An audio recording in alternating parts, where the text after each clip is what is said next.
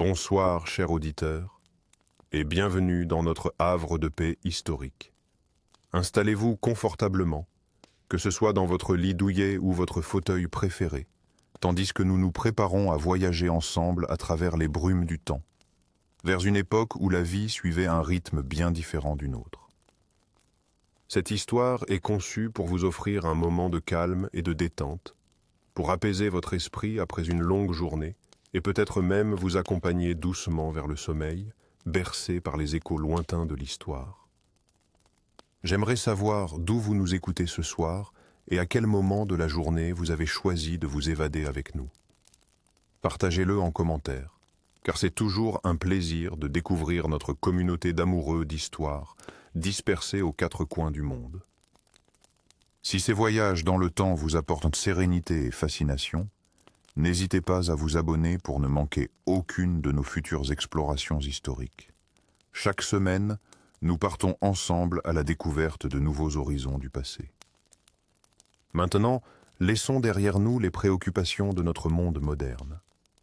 Fermons les yeux et laissons-nous porter par le vent froid des Highlands écossaises, vers une époque où la pierre et l'acier, la terre et le sang façonnaient le destin des hommes. Le vent hurlait à travers les collines des Highlands, portant avec lui les premières morsures de l'hiver qui s'annonçaient plus rigoureux encore que le précédent. Alasdair, un garçon de 12 ans, aux cheveux roux ébouriffés par les rafales, se tenait immobile sur une crête rocheuse, ses yeux clairs fixés sur la silhouette imposante du château de pierre qui dominait la vallée. « Un jour, » murmura-t-il pour lui-même, les doigts serrés autour de son bâton de berger, « un jour, je saurai ce qui se passe derrière ces murs. » Le château du laird Mackenzie se dressait comme un défi à la nature sauvage, ses tours de granit gris défiant les éléments depuis plus de 2 siècles.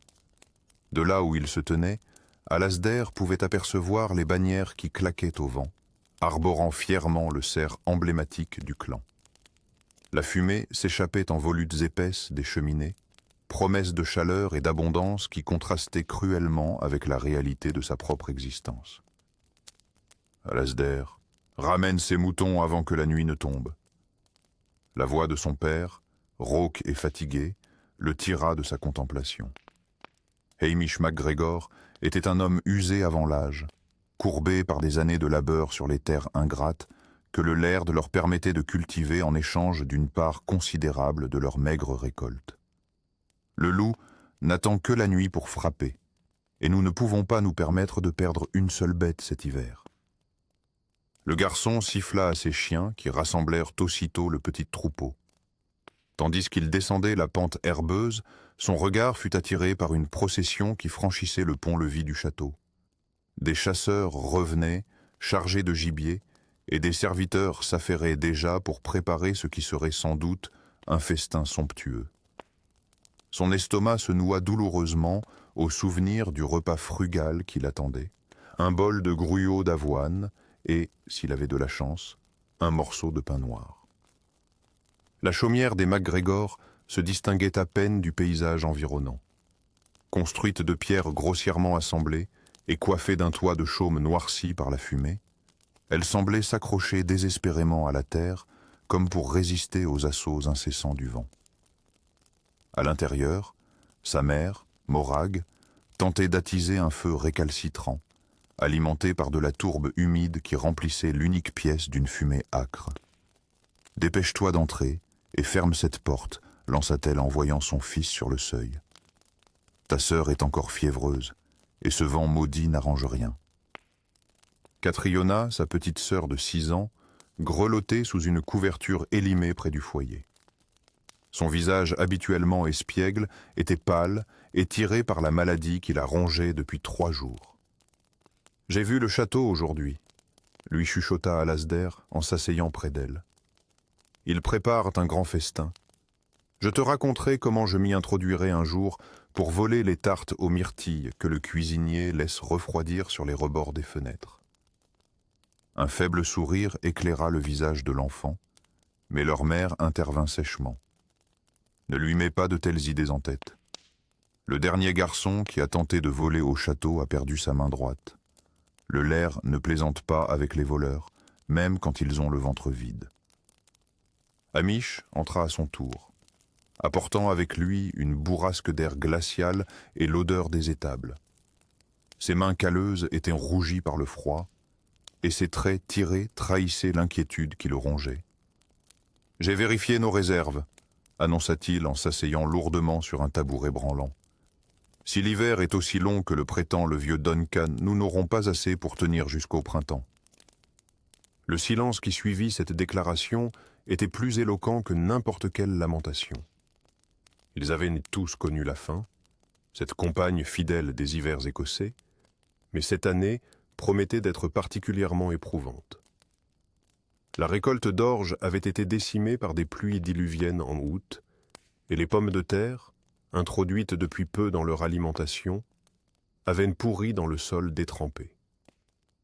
Le laird organise un banquet pour célébrer les fiançailles de sa fille, murmura Morag en remuant le contenu d'un chaudron suspendu au-dessus du feu. Fiona, qui travaille aux cuisines, m'a dit qu'ils ont fait venir du vin de France et des épices d'Orient, des tables entières de nourriture, tandis que nous...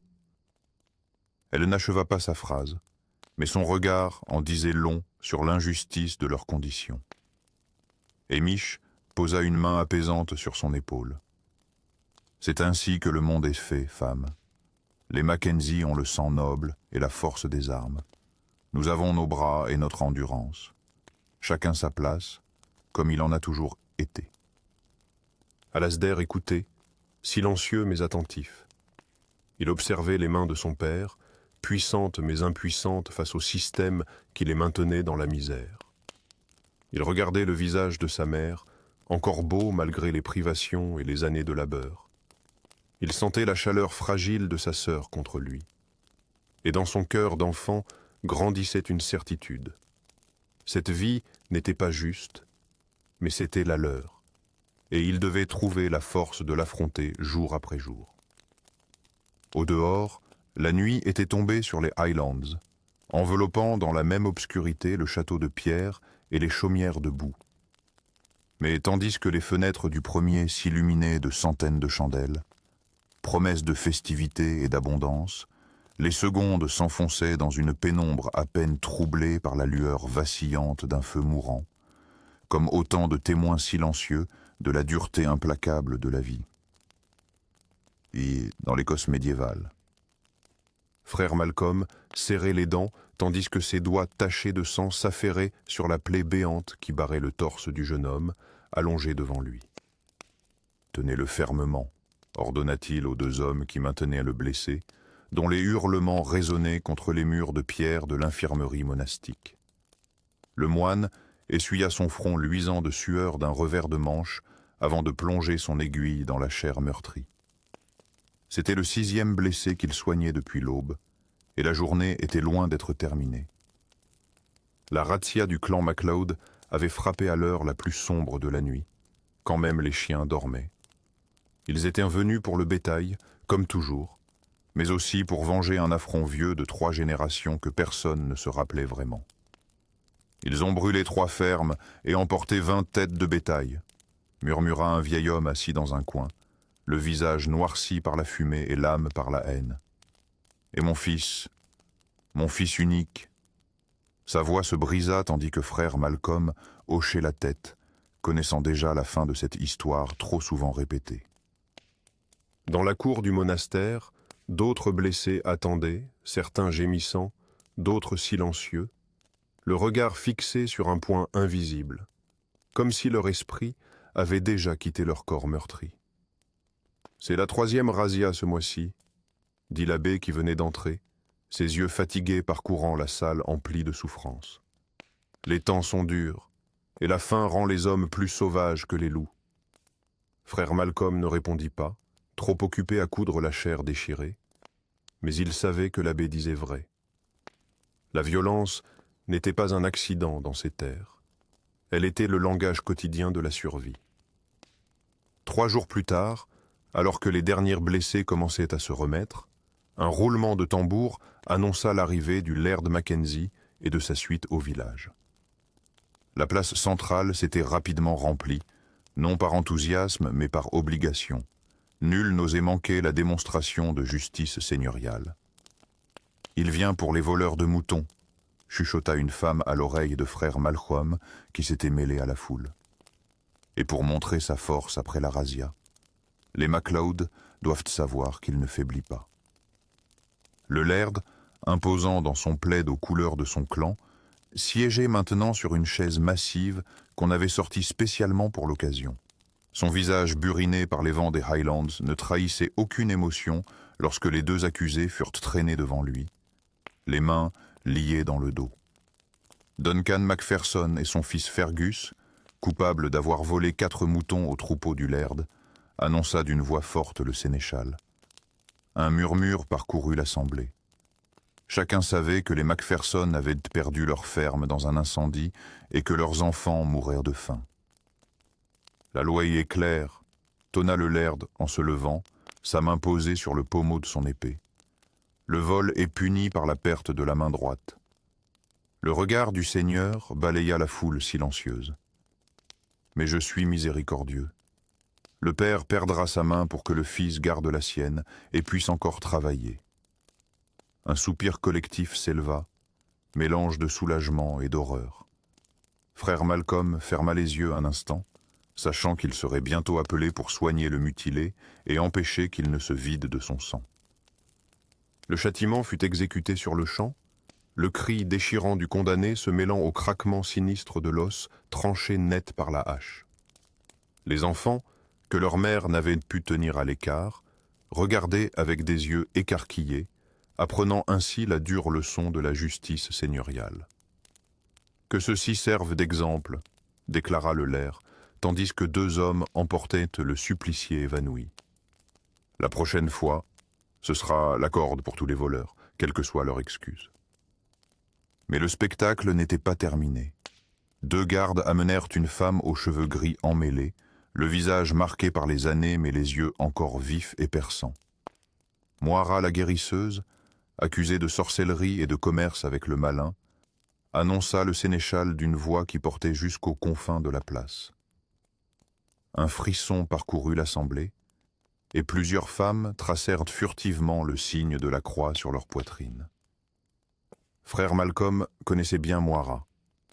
Elle vivait seule à l'orée de la forêt, dans une cabane entourée de plantes médicinales. Combien de fois l'avait-il consultée pour des remèdes que la médecine monastique ignorait? Quelles sont les preuves? Osa-t-il demander, s'avançant d'un pas. Le laird lui jeta un regard glacial. 3 enfants morts après qu'elle leur a donné ses potions, et le bétail de Hamish qui a tari après qu'elle ait passé près de l'enclos. Ces enfants étaient déjà condamnés par la fièvre rouge, protesta Moira d'une voix ferme malgré ses liens.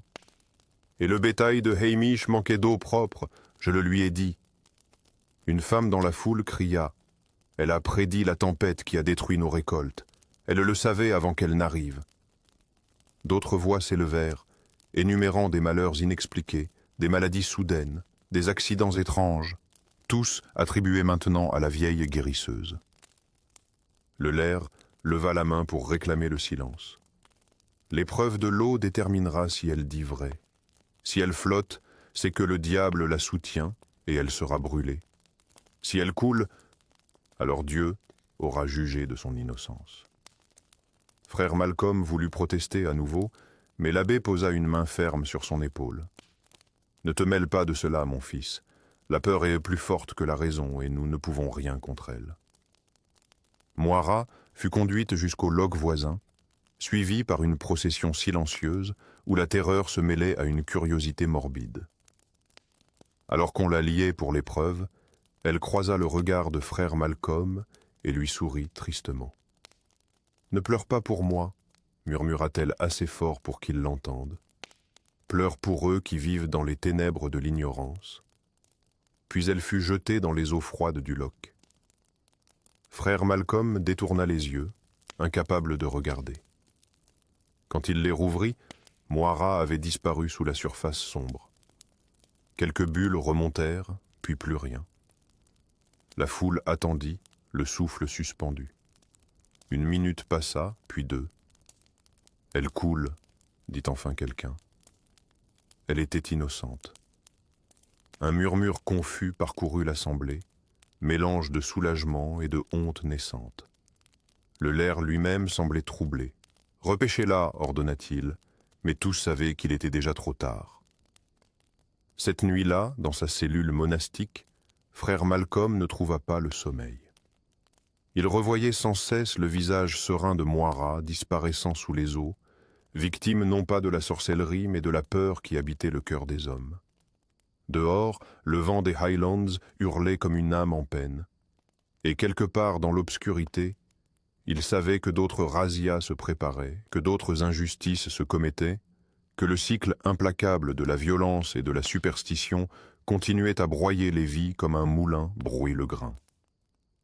La nuit s'était épaissie sur les Highlands lorsque les habitants du village se rassemblèrent dans la grande chaumière d'Angus, l'ancien du clan. Dehors, le vent glacial de l'hiver écossais faisait craquer les branches des pins, mais à l'intérieur, la chaleur du feu central enveloppait les corps fatigués par une journée de labeur. Alasdair, maintenant âgé de 14 ans, s'était glissé entre son père Hamish et sa petite sœur Catriona, miraculeusement remise de sa maladie l'année précédente. « Raconte-nous l'histoire de Caillar, la sorcière de l'hiver » demanda une petite voix dans l'assemblée, celle du jeune Fergus Macpherson, dont le père avait perdu sa main droite mais avait survécu à sa punition. Le vieil Angus, dont le visage buriné par 70 hivers semblait lui-même une carte des montagnes environnantes, hocha lentement la tête. Quand la Caillar frappe la terre de son bâton, commença-t-il d'une voix profonde qui semblait émerger des pierres mêmes de l'Écosse, le sol gèle et la neige recouvre nos collines. Mais souvenez-vous, mes enfants, que même la plus dure des tempêtes finit par céder à la douceur du printemps. Les flammes dansaient, projetant des ombres mouvantes sur les murs de la chaumière, tandis que les récits se succédaient. Ce n'était pas de simples divertissements.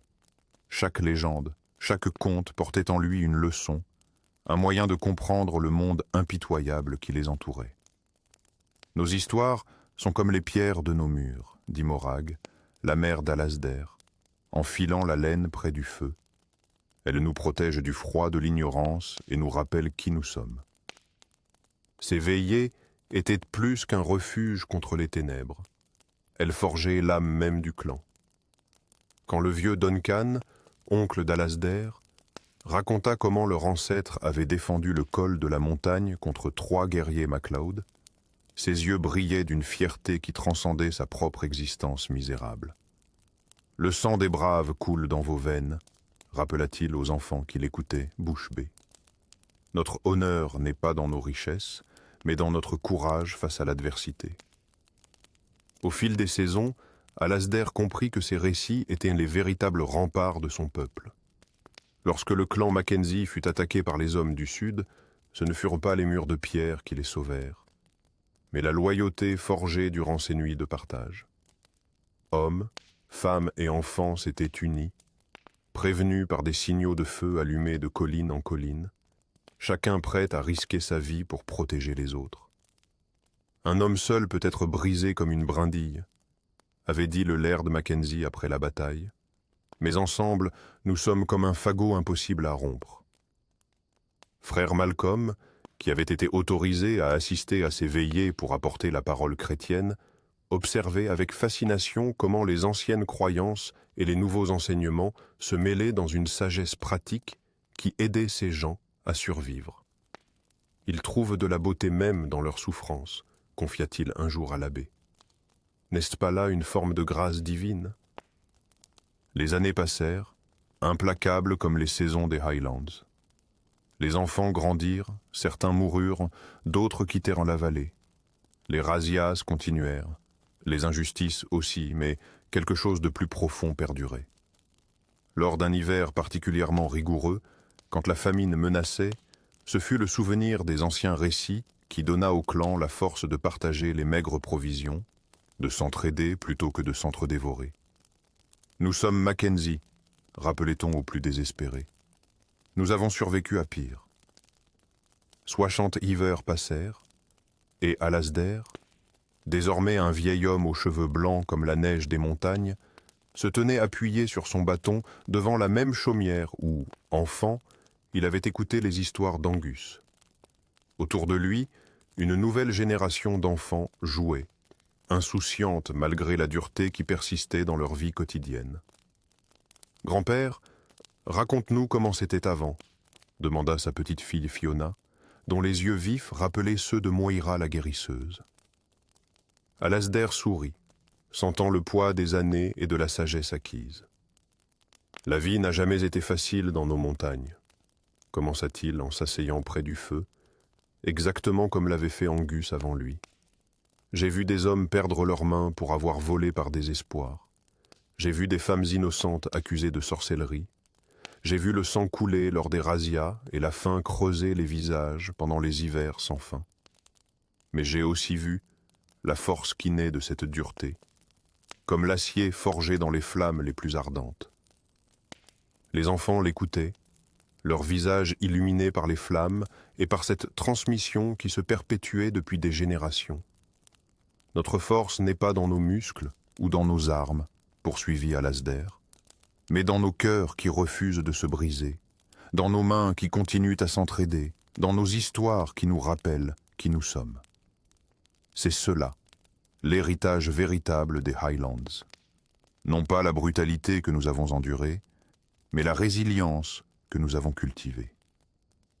Cette nuit-là, comme tant d'autres avant elle, les récits continuèrent à circuler autour du feu, tissant un fil invisible qui reliait le passé au présent, transformant la souffrance en sagesse, la survie en art de vivre. Et dans les yeux des enfants qui l'écoutaient, Alasdair voyait briller cette même flamme qui avait illuminé sa propre enfance. Cette étincelle indomptable qui, malgré la brutalité du monde médiéval écossais, continuait à brûler, témoignage vivant d'un peuple qui avait appris à transformer sa douleur en force et sa résilience en héritage.